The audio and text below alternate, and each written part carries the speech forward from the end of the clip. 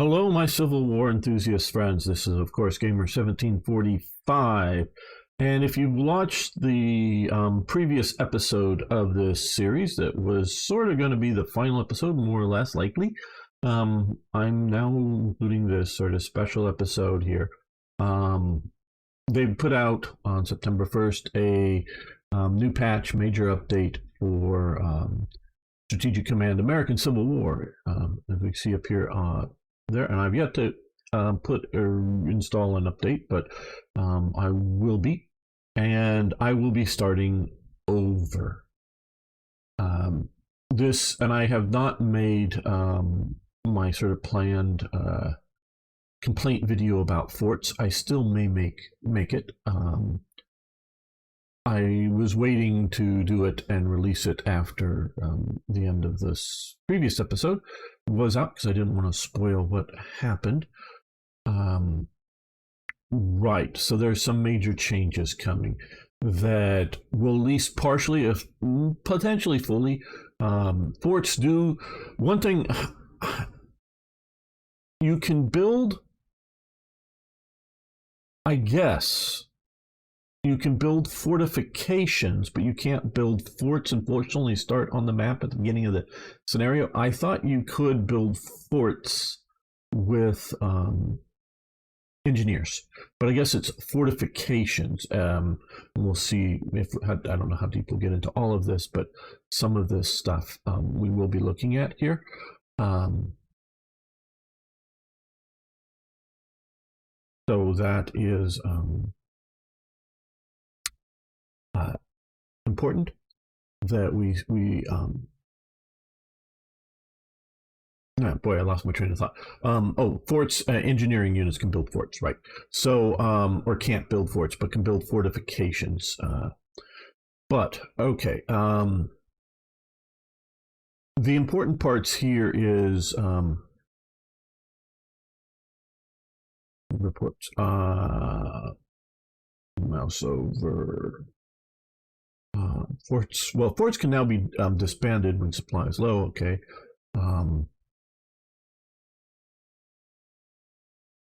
Look quickly going through here.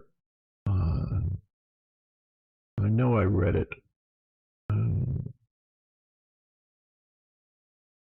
Okay. I know this isn't professional.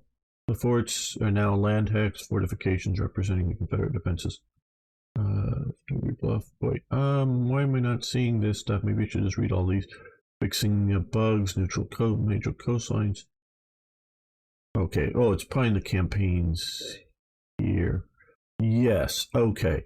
Marines now cannot be produced until 1861-901.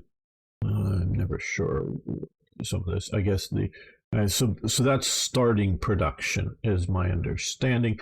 Not when they get to be spammed out. So that will delay their appearance. Union AI Marines that arrived late 1861, which are what was causing, I believe, the main trouble of landing down and killing the forts instantaneously or in a single assault. Yeah, I know I saw the movie Glory and they took out a fort, but that was a hell of a thing, not a usual thing. We're now replaced just with divisions. So now and also when I tried, because I did play some on my own, reduce defense of Marines by 1 against all land. So they were very. I moved in some Confederate divisions, and they were very strong.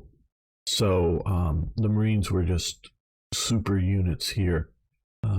They've also reduced partisan strengths down. Did some railway improvements. So yeah, land defense values of Indians and cavalry brigades are increased by 0.5 point. Fighting spirit, they've gone in and changed a lot of things. Confederate fighting spirits will now fall when Forts Henry, Don Nelson, like Killy, Fisher and Cobb's Point are destroyed. Yeah, I still think maybe the forts are too easy to destroy.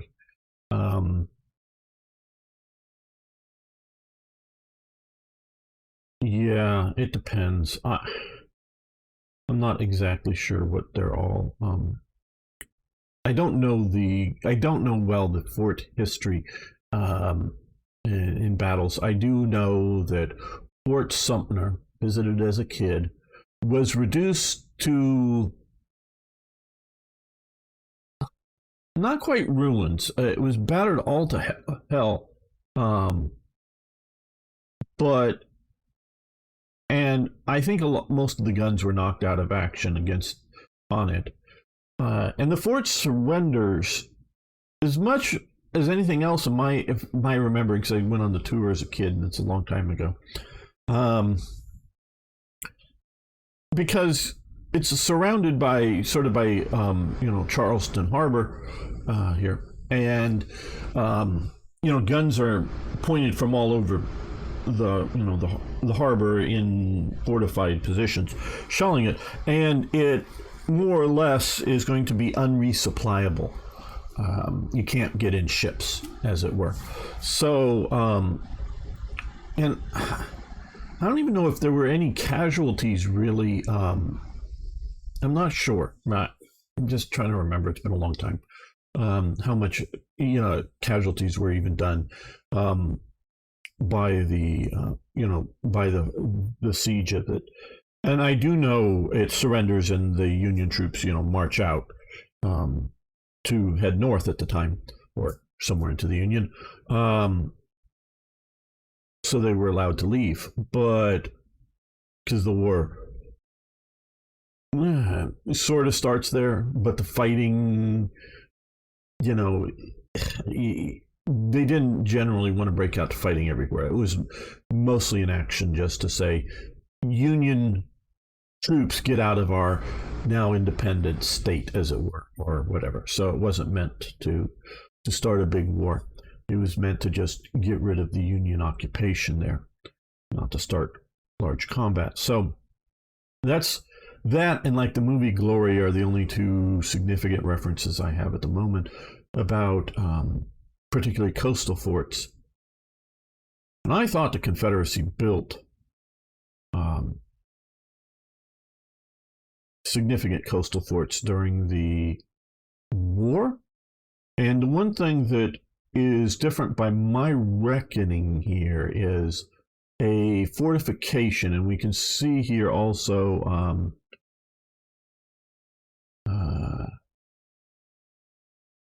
somewhere they talk about forts can now be but fortifications need a unit to occupy them, where a fort is its own thing. And yeah, that may not be a bad thing to do, but what is really sort of different about forts is their ability to have, generally speaking, I think it is two, because here it is, corps divisions. And Mountain Division now receive a +1 defense bonus in fortified towns and fortifications, as in Corps receives 2.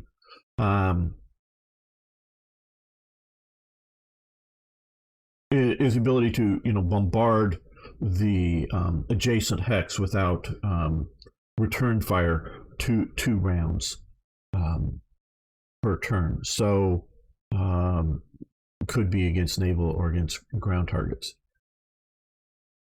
And like I say, I am not an expert on that to know what was going on a lot on that. That seems more of a artillery dependent capability or something. So yeah. So what I'm going to be doing is, this is an announcement, I'm going to be making another series, starting again with this update. I will continue to be making the Hearts of Iron 3 Black Ice USA series as well. It just didn't record anything for that series on Saturday, so there's not been a release. I'm going to try to soon to get back to weekdays releasing 2 videos a day. I would like to do that. I've just been, I guess, burnt out to a degree would be the term, of trying to go through the grind of all of this. So, hey, give this video a thumbs up. Probably only subscribers are going to be seeing this, but if you're new here, of course. And hey, post a comment below as to what you think about this and other things. So, be seeing you soon.